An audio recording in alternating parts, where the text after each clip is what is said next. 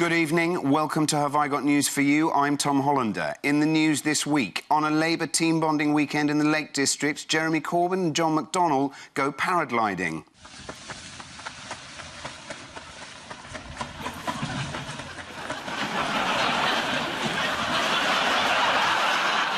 More extraordinary footage emerges on Planet Earth 2 when David Attenborough goes filming as the pubs close in Glasgow.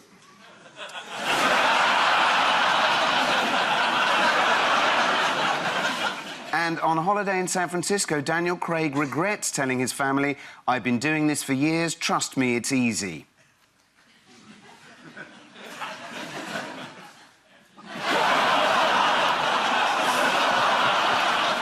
On Paul's team tonight is the UKIP leadership candidate who said her aim was to get rid of the Labour Party. That's going terrifically well. What have you been doing? Please welcome Suzanne Evans.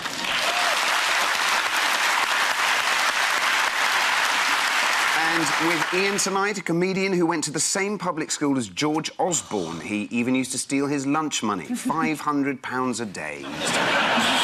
Welcome Hal Cruttenden.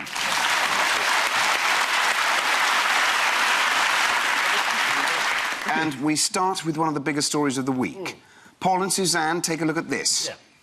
Castro, known for rapidly ageing, there he's going, look, and also famous for his long, slow walk, and millions of Cubans, tribute to him, are also attempting the same slow walk. And there's a little old guy having a dance, Havana a dance, even. Yes. Sorry, we should edit the groan out, otherwise it's going to make the programme sound like an autopsy. Castro. Yes. Good dictator or bad dictator? There's no such thing as a good dictator, surely. They're all bad. He did replace Batista, who was a very, very bad dictator, who turned Cuba into an enormous brothel, run entirely by American mafiosi. So the start was quite good. Then there was the summary executions and the mass murders, and then it got less good. But, you know, everything goes off, doesn't it? All political parties start with good ideas, don't they, Suzanne? Give them a little power. Well, may not happen to you lot.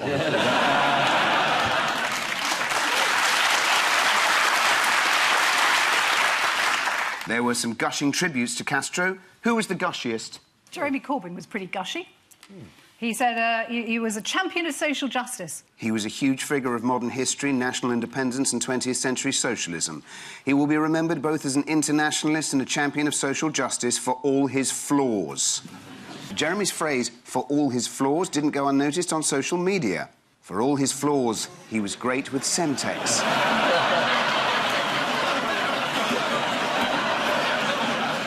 For all his flaws, his Young Apprentice scheme was unrivalled across the galaxy, a larger-than-life leader. For all his flaws, he was absolutely committed to ensuring healthcare was free at the point of delivery. For all Jeremy's flaws, what is he particularly skilled at? Is he a beekeeper? Jeremy Corbyn is particularly skilled at making an exit. Here he is, delicately extricating himself from an interview on the NHS. Thanks, Jeremy. I'd like to say a massive thank you to everyone here and across the country for making calls tonight, and to all those who will be attending an event on our National Campaign Day on Sunday. That's marvellous, isn't it? It would have been an amusing moment if he kept going back and then you just heard a cry and you saw sort of fluttering curtains. Or Tony Blair then edges into shots. How did President-elect Donald Trump react to Castro's death? Did he say he was a divisive character who embroiled himself in US politics? Divisive has got a lot of syllables in it. He said... he presidentially tweeted, "Fidel Castro is dead!" exclamation mark. He put that up, and then there was a pause, and then he put a whole explanation of why he hated him. But I reckon that pause was him being told who Fidel Castro is. Castro's burial is being held this weekend. Which heads of state will be attending? Mugabe and Zuma, and then whoever's in charge of Bolivia. I think it's a big dictator's piss-up. Yeah. They're all going to go along and say, this is how you run a country. Yes. Certainly how I run one. But Putin is not going, is he? Even though he's a fan. I don't know, it's not here. Oh, sorry. Am I right on this? I've no idea. He's not going, but Putin I thought you were well up on... No. Sorry. Are you not Ian Hislop? No. OK. This man has won a competition to be here tonight. Who is Britain sending as a mark of respect? Joe Pasquale. Alan Duncan. Alan Duncan. Yeah. Sir Alan Duncan. What's his actual position, Alan There Duncan? he is. Alan Duncan, he's keeper of the glasses. Oh, yeah. It's a little unfair because he doesn't normally wear glasses. Who are UKIP sending? Oh, we're not sending anyone. No. Well, not as far as I'm aware. Right. Would you be aware if...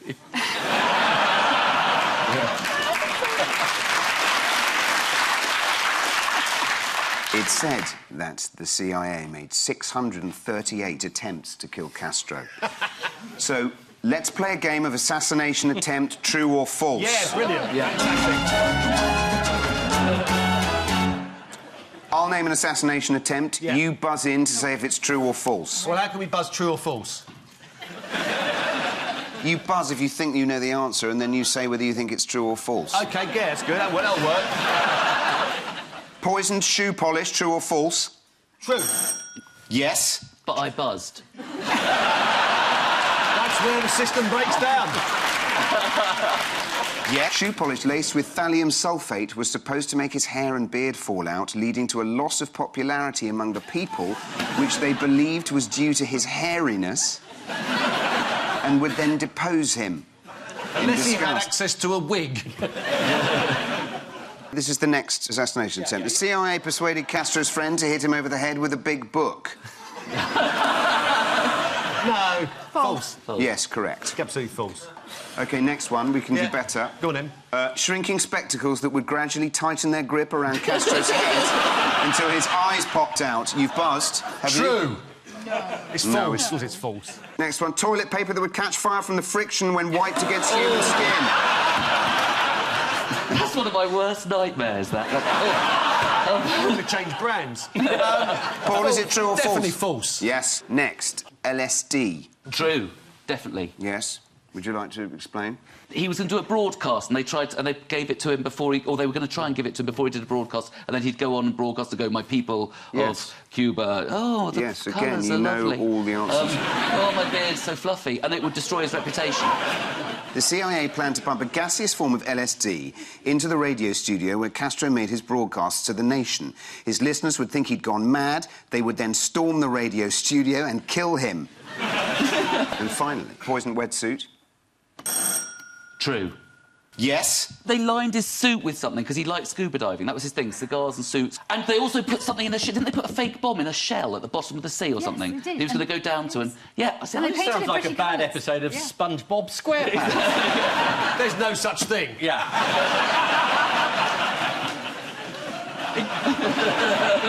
It doesn't say much for the CIA, does it? Nil success rate. Tried to trip him up but ran away because I got frightened. US lawyer James Donovan, Tom Hanks in Bridge of Spies, was supposed to give scuba diving enthusiast Castro the wetsuit impregnated with tuberculosis bacteria as a gift when he went to negotiate release of US prisoners after the Bay of Pigs disaster. Donovan refused to take it as he'd already given Castro a gift of a perfectly safe, poison-free wetsuit. Isn't that ridiculous? Should have sent round a badger.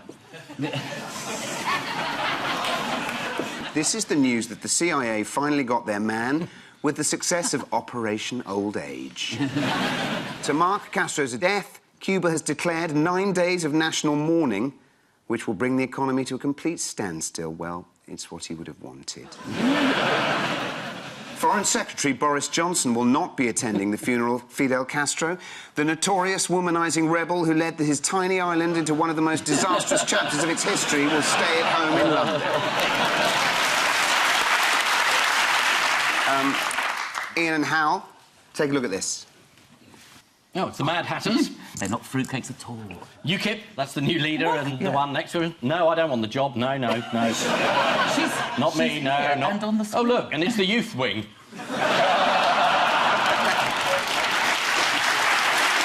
This is the big news. They had an election, and you were up for this, weren't you? And anyway, this man, Paul Nuttall, has won, because he has to, you know, it's done by name in UKIP.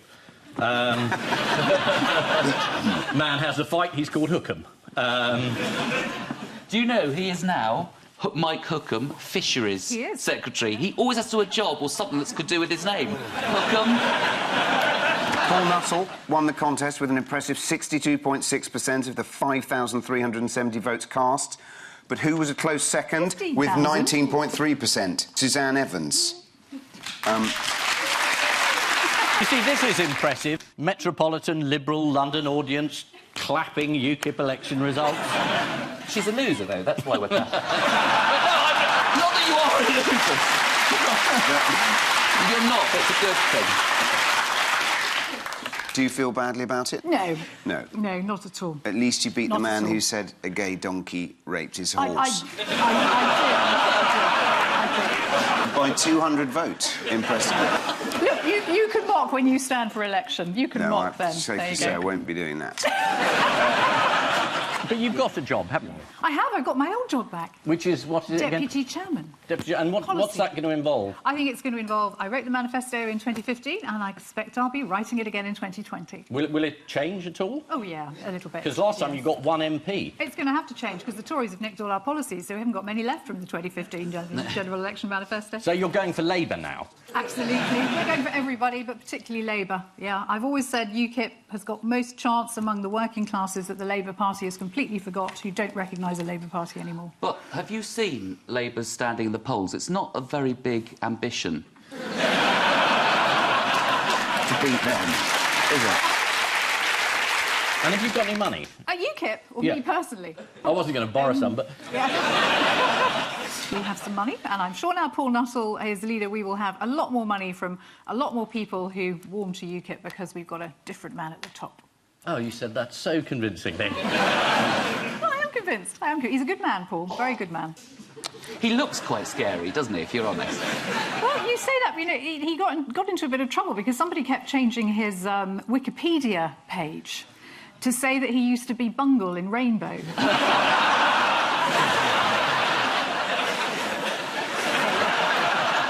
Still no denial from Paul on whether he was in the Muppets, though.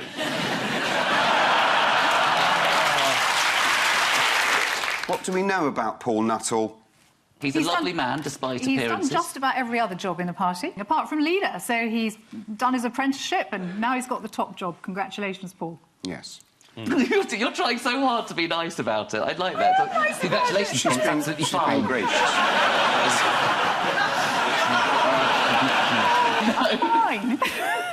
What do you want her to do? Go round and deck him? That's the old She's been UKIP. gracious. Gracious in defeat. He's got some strong opinions on abortion, the death penalty, climate change, the burqa and gay people. And he once tweeted, Fast and Furious 7 is shit. Nowhere near as many cars as usual. Don't bother. What are Nuttall's plans? To hold the government to a hard Brexit. And Yes, if that's Mrs what May Nuttall at said. any point goes soft, Nuttall will be there. Yeah. That's Yes. the motto. Don't go soft, Yes. Nuttall's watching. Yeah. We definitely want a hard Brexit. It's got to be hard to be good. Everybody knows that. This is pornographic. Any offers of Panto this year?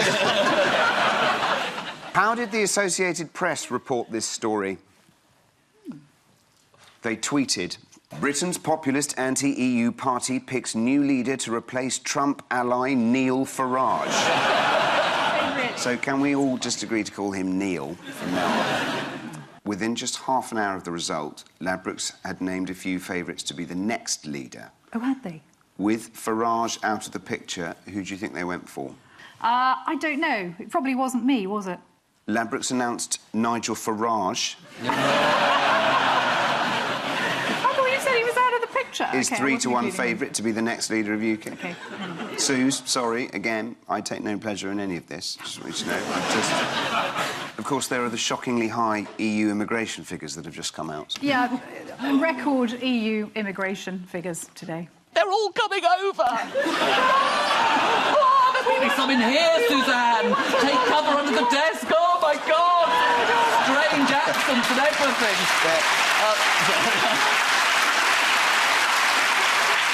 You See, this is the fundamental misunderstanding about UKIP. We're not anti-immigration at all. We just want to... It's true, it's true. You see, that's the problem with the message. It hasn't really got across.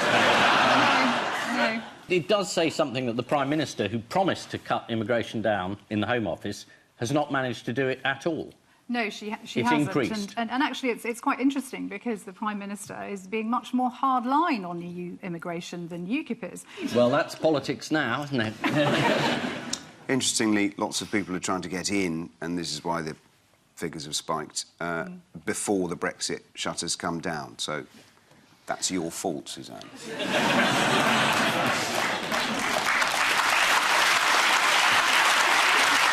This is UKIP's latest leadership election. Paul Nuttall won 62% of the vote in the ballot of UKIP grassroots members, though a series of late-night tweets almost swung it for Eric Bristow. Paul Nuttall is targeting Labour seats, and at the moment he does have an advantage over Jeremy Corbyn. The only way Nuttall could split his parliamentary party is by sawing Douglas Carswell in half.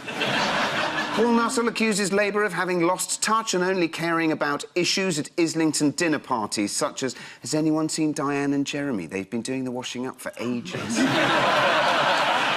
So, at the end of that round, 4 points each. Yeah.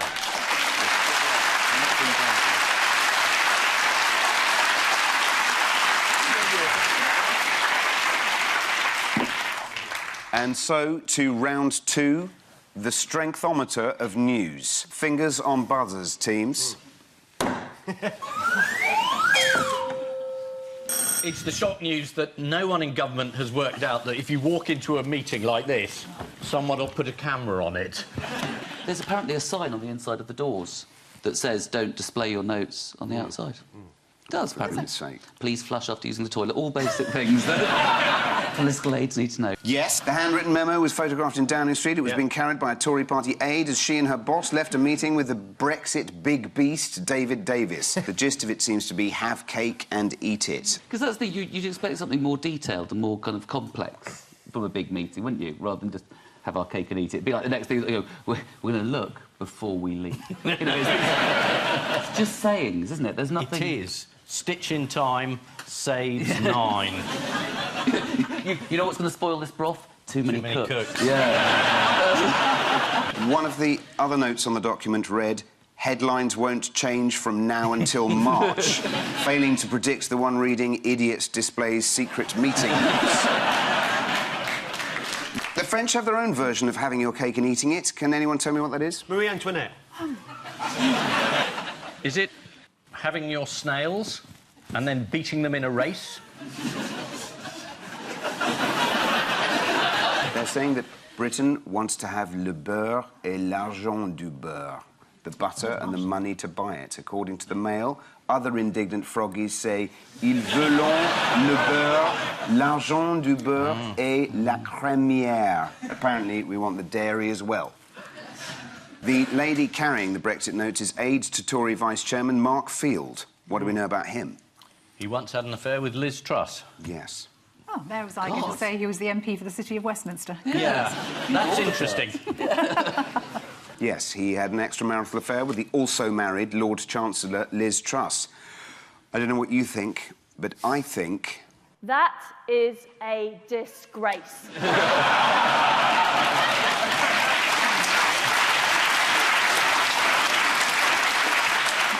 How did Boris Johnson stumble off message again this week?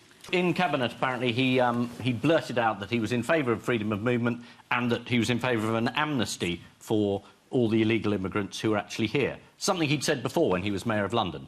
But then he unsaid it when he decided he would support Brexit, and then he obviously forgot when he was in Cabinet that he'd unsaid it, so he said it, and now he's unsaid it. Boris Johnson believes in freedom of movement, and David Davis said the UK might pay for access to the EU single market. Do you feel betrayed, Suzanne? I tell you what, I'm having that cake. I want the cherry on the top too, but I ain't paying for it. You're going to steal it? The thing is, though, they're not going to give it to us, are they? Well, you don't need to be... I mean, you know, every country in the world has access to the single market, but you don't need to pay for it. But there's 27 of them all saying... Yes, you do, unless there's free movement, isn't There's there? 27 of them who are totally reliant upon us for their trade and for their jobs. Oh, they need...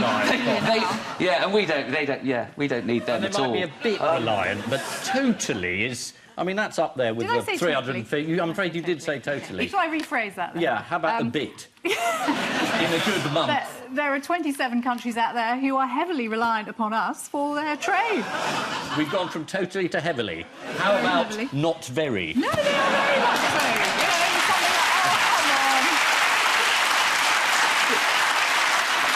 They need us far more than we need them. But we sort of need each other, don't we? Can you imagine if Angela Merkel says, no, unless you have free movement, unless you pay, you know, Mercedes, Audi are not going to be exporting to Britain? Come on, it's not going to happen, is it? German car manufacturers aren't going to put up with that. Spanish carver producers aren't going to put up with that.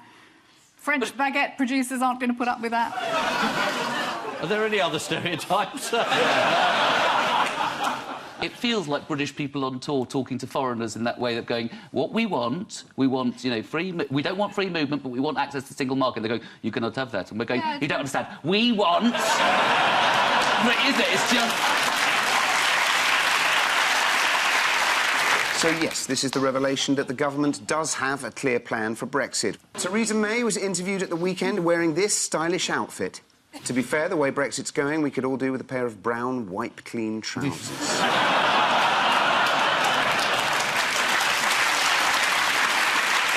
Fingers on buzzers, teams. We haven't heard the end of this election. Yes. Apparently it was rigged, and Donald Trump, having said it was rigged all along, now it is. He said, why are we recounting it?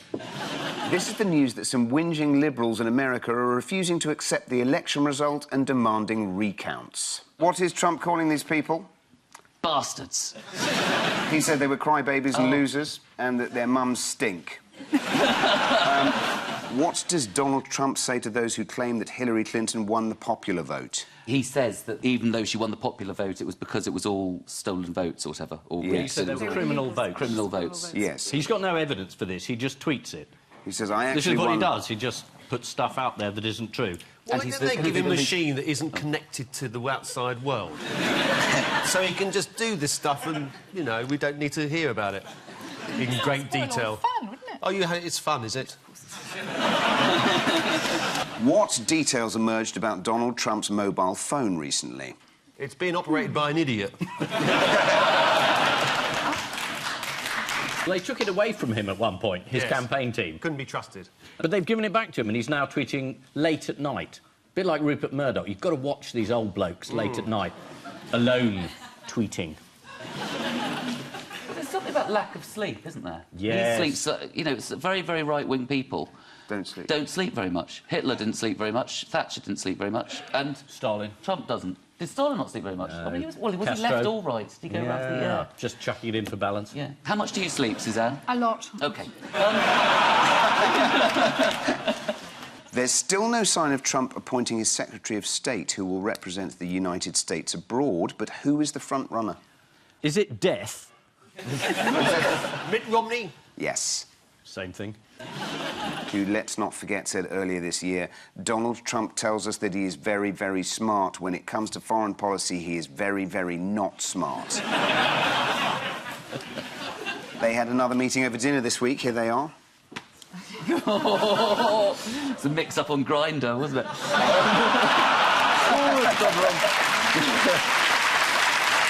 Yes. Mitt Romney looks like he's eating something sophisticated, and Trump's got a big bowl and a big spoon. Well, nothing too difficult. Look. His hair dye's leaked into the curtains. Trump had a proper man's sirloin steak with carrots and potatoes, while Romney had lamb cutlet with mushroom bolognese. What is he? Some kind of Nancy boy. One thing we have to be grateful for to Donald Trump is for his family. Did you see how his daughter Ivanka invited ridicule this week? No, I missed that. What did she do? Her 2009 book resurfaced in which she talks about her childhood as a Trump, including the heartwarming story of how she and her brothers tried to run a lemonade stand. Unfortunately for Ivanka, she lived in such a rich area that no one was ever seen on the street, and so no one bought her lemonade. So what did she do? She said, "We used our wily charms and persuasive marketing skills to get our bodyguard, driver and some of the household staff to dig deep for their spare change. They bought enough lemonade to cover our expenses." According to the Mail, Donald Trump's new Treasury Secretary, Stephen Mnuchin, worked in film, investing in Suicide Squad and Avatar. He's also going to have a hand in next year's remake of Armageddon, which unfortunately isn't a film. Fingers on buzzers, teams.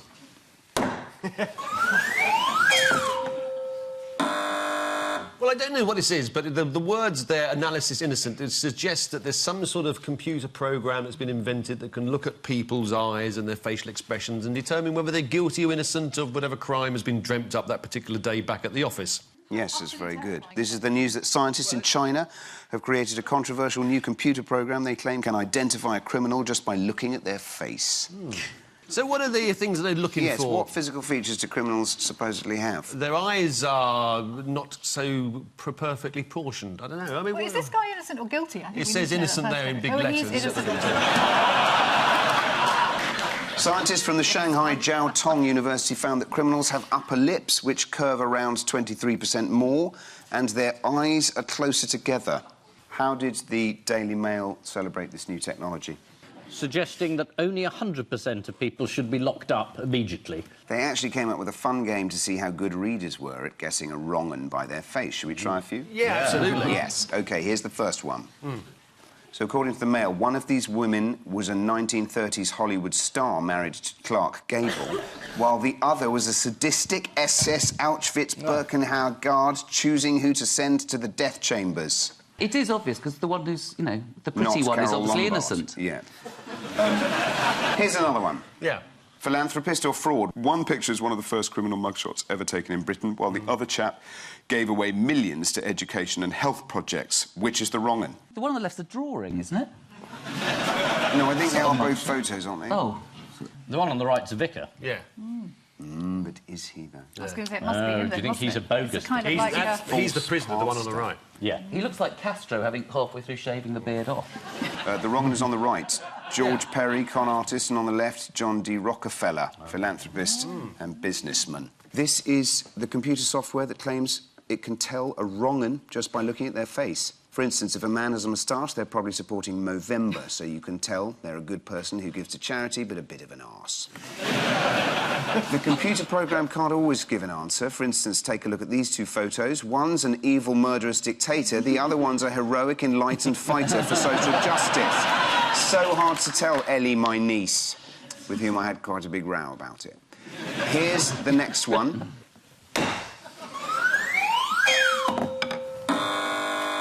The son of Vivienne Westwood, isn't it, and Malcolm McLaren has, on the 40th anniversary of punk, has set fire to a large collection of stuff that was worth $1 million or so, saying that punk wasn't really about nostalgia and he would rather that people weren't sort of like selling artefacts from all those years ago.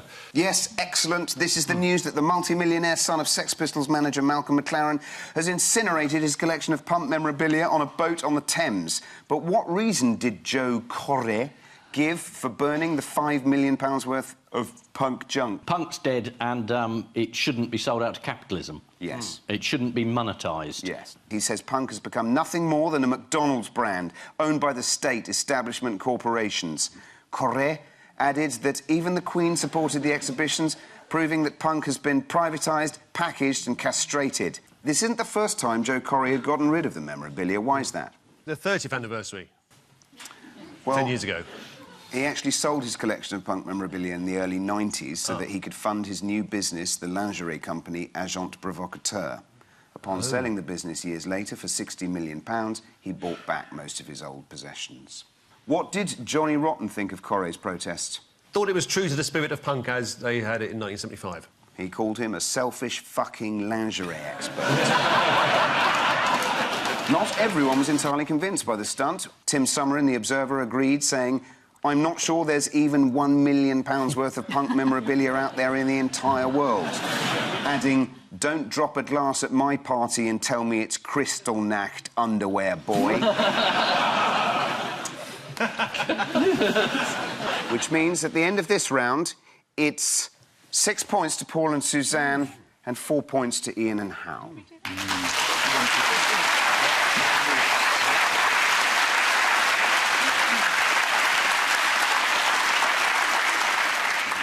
Now it's time for the odd one out round. Ian and Hal, here are yours. King Henry VIII, Bob Dylan, McDonald's and Star Trek. Bob Dylan isn't going to turn up for his Nobel Literature Prize. William Shatner... Isn't either. Is it poetry? Who did Henry VIII have a beef with? The Pope. They've all been praised by the Pope apart from Henry VIII. Sort of the opposite, but Oh, they've all been excommunicated. all been criticised. Except for Star Trek. Yes. The Pope liked Star Trek, particularly Yes. the first series, and Lieutenant Uhuru, who he's got a bit of a thing about. What's this thing that he's got a bit of? Yes, they've all been criticised in the Vatican, apart from Star Trek, which was praised for giving the world a model of peace. Just looks like he's about to kiss an alien, doesn't it? Although it may be an alien, it's got a neat little line in scarves. So what was Ronald McDonald criticised for? McDonald's have come under fire from cardinals because they want to open a new branch of the restaurant next to St Peter's Square. There are fears that if it goes ahead, it could pave the way for branches of Piazza Express and Pret a Manger. What beef have the Vatican had with Henry VIII recently? He doesn't return their letters. He hasn't done a lot recently. Well, a Henry VIII love letter, which the Vatican owns, has risque content, and they have refused permission for a BBC documentary to film there. It was a reference to Anne's breasts. The full incriminating sentence read, "Wishing myself, specially an evening, in my sweetheart's arms, whose pretty duckies I trust shortly to kissy." To which Anne replied, "Learn to spell, you fat moron."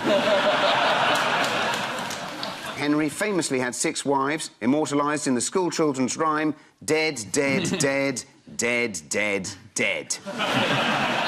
And the Vatican weren't impressed that Bob Dylan was awarded the Nobel Prize for Literature. Since it was announced that he'd won the prize, Bob Dylan has remained completely silent. So, in a way, we're all winners.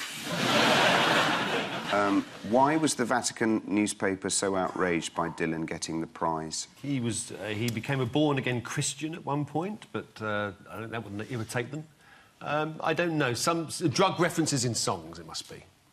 The Vatican noticed that Dylan was talented, but stressed that he's just a songwriter.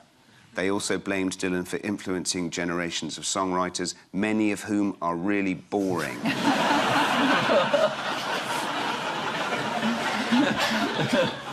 L'Osservatore Romano is the daily newspaper of the Vatican City. It can be delivered, but only from evil.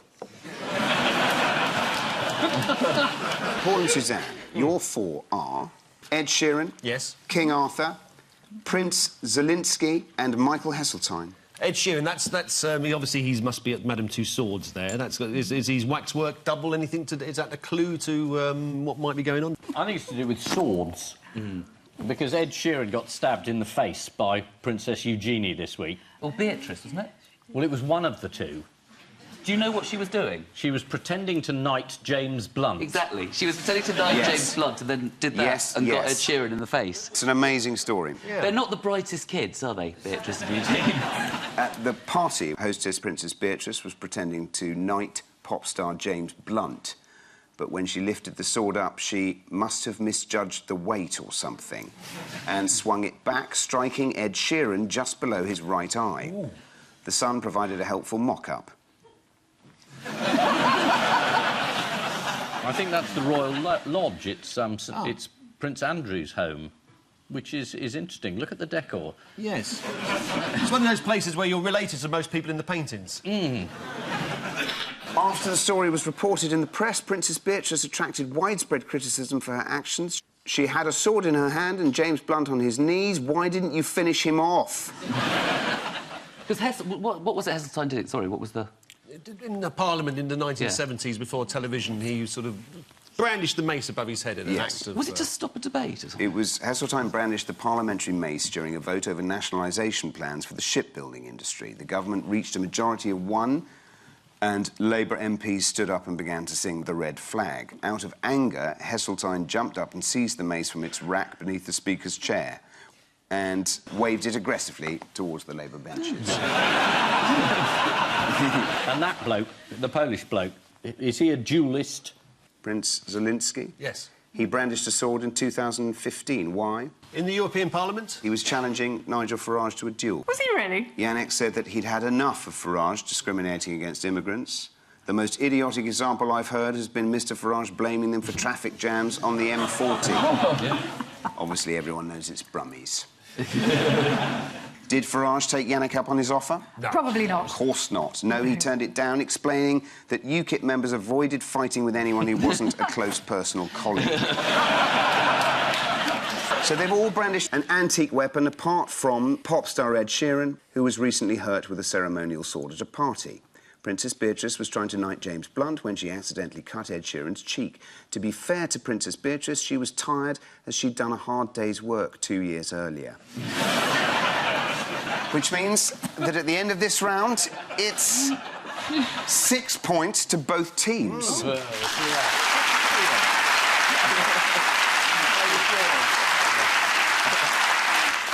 So time now for the Missing Words round, which this week features as its guest publication the Herefordshire Beekeepers Association's buzzword. Worth buying for the page 3 honey.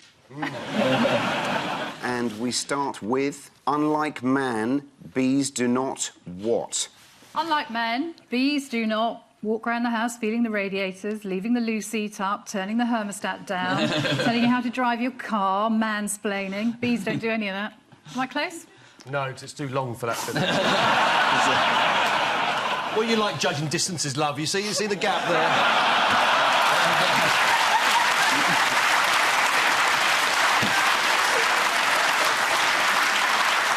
Unlike man, bees do not have a sense of their own mortality. I must apologise to any bees watching. That must have come as a nasty shock. Next, to really impress the family this Christmas, why not what?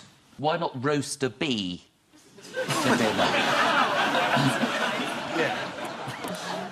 Introduce them to your secret family from Hull. Drop dead. What sort of funeral directors sort of advertising campaign for Christmas?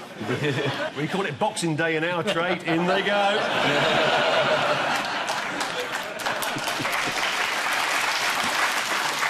To really impress the family this Christmas, why not serve them bacon and banana trifle? This is according to Heston Blumenthal, who this week launched his new Waitrose Trying Too Hard range.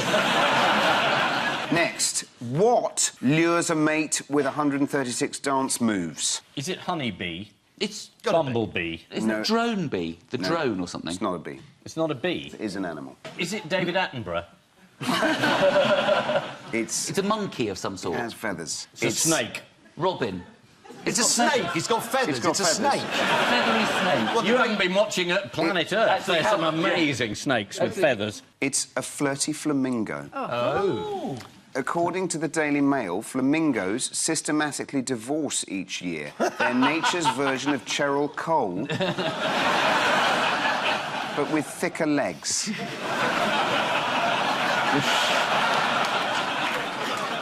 Next, UKIP voters are least likely to what? To wear a burqa.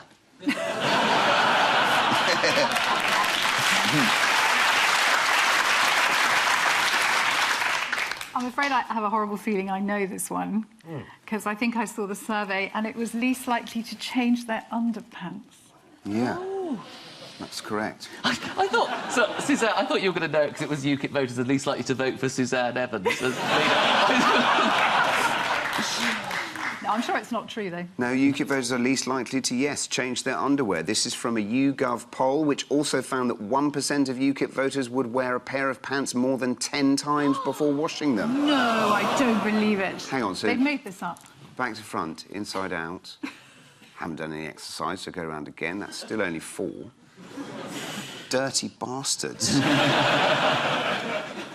And finally, Yes. while the weather's nice and sunny, why not what? Tickle a bee on the tummy, become Oh, amorous. that's nice. If the two of you are like-minded, make love in a meadow. Or up against the wall. Bees aren't particular, as long as they know their way home. But I think that's probably too long to fit in there. So, wander naked down the mall, shouting, how's this for a majority? First one very close. While the weather's nice and sunny, Yeah. why not photograph your honey? Oh. Yeah, that's a good idea. So the final scores, Yes. ladies and gentlemen, are Ian and Hal 6, Paul and Suzanne 8.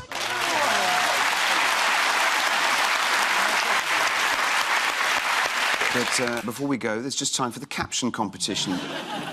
Is it a meeting of you, Kip?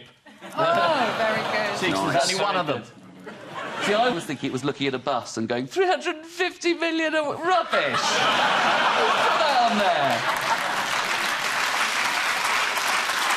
And I leave you with the news that Jeremy Corbyn realises he's accidentally bought a jumper that's only 70% Hessian. Donald Trump backs away from building a wall, but introduces a new test for would-be Mexican immigrants. And the Coldstream Guards realise it was a mistake to let Prince Harry have a night out before trooping the colour. Good night.